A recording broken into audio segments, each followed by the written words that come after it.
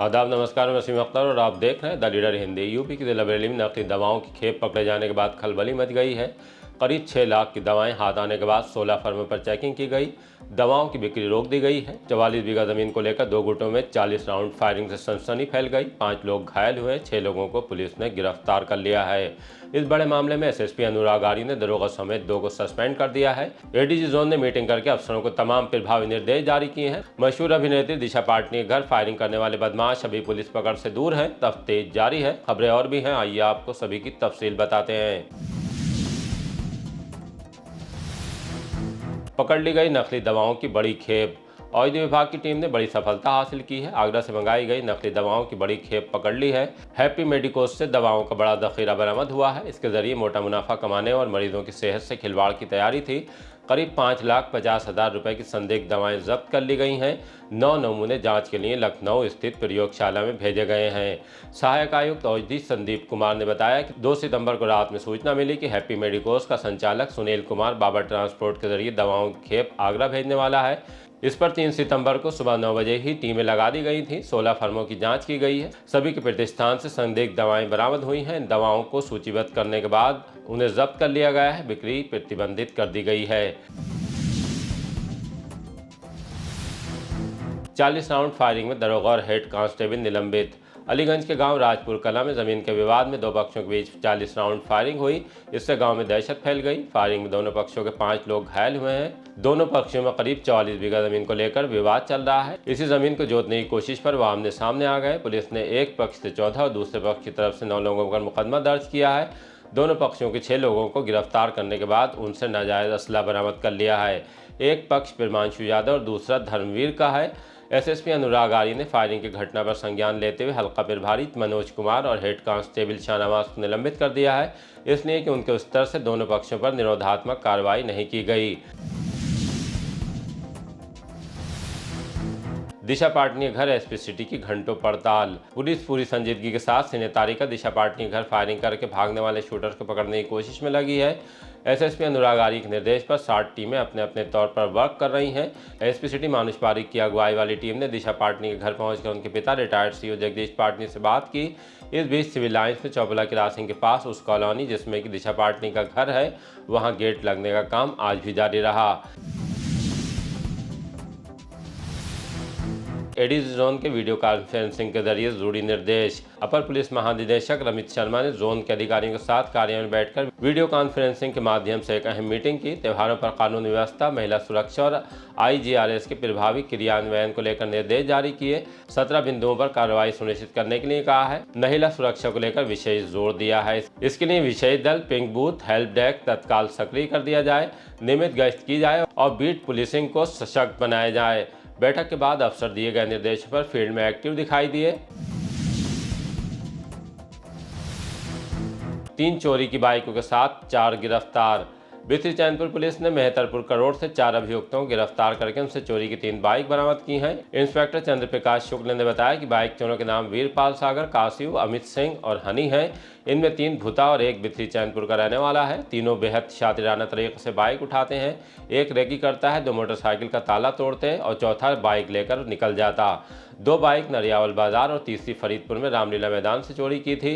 Police ने चारों के खिलाफ मुकदमा दर्ज कर लिया है। जेल भेजने की तैयारी है। इस बीच शाही थाना पुलिस ने भी चोरी की मोटरसाइकिल के साथ 2 लोगों को गिरफ्तार किया है। रेलवे स्टेशन पर लाश, घरवाले बोले हत्या की गई।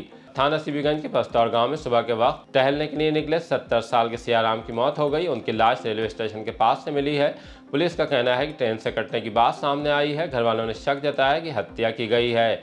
पोस्टमार्टम हाउस पर हमसे बातचीत में मृतक सियाराम के बेटे ने क्या कहा है, आइए आपको सुनवाते हैं। रमन कहाँ रहते हैं? पस्तौर रोज की तरह सुबह घूमने जाते हैं और आज भी गए थे और हमें शक है कि हमारे मोहल्ले वालों ने धमकी दी थी और शक है कि उनने मारा है। किस चीज़ का विवाद चल रहा था? वो लड़ाई का विवाद चला था। कुछ समय पहले लड़ाई हुई थी, घटना हुई थी। कौन लोग हैं? वो हमारे पड़ोसी हैं। क्या नाम है उनका? सोनलाल, मनोज, नरेश। तो आपको शक उन पर ही है? हाँ, शक उन पे ही है कि उनने निकल के जाते हैं गली में तो धमकी देते हैं, कहीं मिल जाए, घूमने जाते हैं पापा तो उनसे कहते हैं तुझे मार दूंगा मार दूंगा। बॉडी कहाँ मिली थी उनकी? बॉडी रेलवे स्टेशन पे। किस अवस्था में पड़े हुए थे? वो लेटे हुए थे सर। जे सब फटा हुआ था जी। क्या करते थे पिताजी आपके? पिताजी कुछ नहीं, घर पे ही रहते थे। उनसे विवाद किस चीज़ को लेकर चला था? विवाद काफ़ी समय पहले लेके चला था, ऐसी लड़ाई हुई थी। कितनी साल पहले की बात है? 4 साल पहले की। तहरीर दी थी थाने? तहरी हाँ दे, GRP थाने में दे दिए तहरी। कार की टक्कर से साइकिल सवार की मौत। भोजीपुरा थाने गांव इमाम नगर के रहने वाले 56 साल के ताराचंद धौरा टांडा का बाजार करके लौट रहे थे।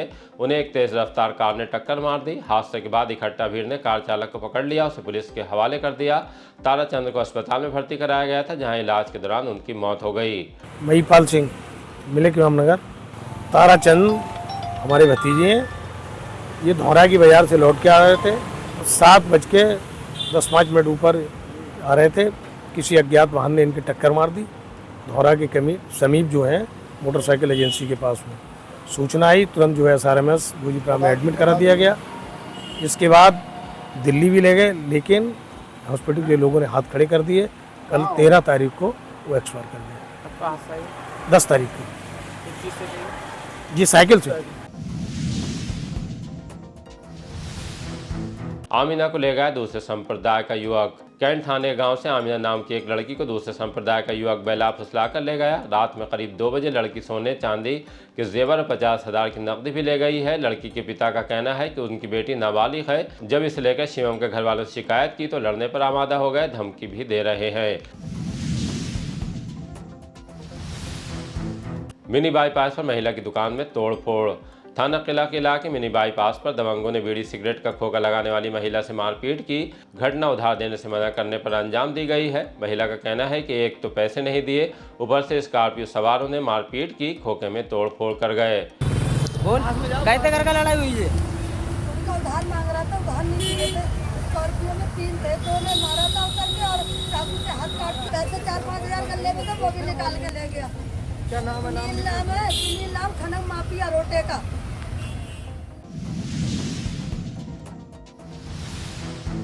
एसएसपी ने किला इंस्पेक्टर को प्रेमनगर थाने भेजा। एसएसपी अनुराग आर्य ने रात में किला, प्रेमनगर, अलीगंज और सिरौली के इंस्पेक्टर बदल दिए हैं। अलीगंज से हटाकर इंस्पेक्टर रजित राम को क्राइम ब्रांच इन्वेस्टिगेशन विंग भेजा है। उनके तबादले को अलीगंज में जमीन को लेकर फायरिंग की घटना से जोड़ा जा रहा है। किला इंस्पेक्टर सुरेंद्र चंद्र गौतम अब प्रेमनगर की कमान संभालेंगे। प्रेमनगर इंस्पेक्टर का तबादला जिले से बाहर होने पर ये कुर्सी खाली थी। इंस्पेक्टर क्राइम इज्जतनगर सुभाष कुमार अब किला थाना प्रभारी होंगे। प्रभारी red cell single window Pradeep Kumar को AST बनाया है। सिरौली से जगत सिंह को अलीगंज थाने भेजा है। सिरौली थाने की कमान SSP ने अपने प्यारो विनोद कुमार को सौंप दी है। इसी तरह की ताज़ा अपडेट जानने के लिए देखते रहिए द लीडर हिंदी, खरी बात मजबूती के साथ। विदा लेने से पहले हमारी आपसे गुजारिश है कि हमारी रिपोर्टिंग पसंद आ रही तो खबरों को शेयर कीजिए और हमारे चैनल को सब्सक्राइब करके हमारा हौसला ज़रूर बढ़ाइए।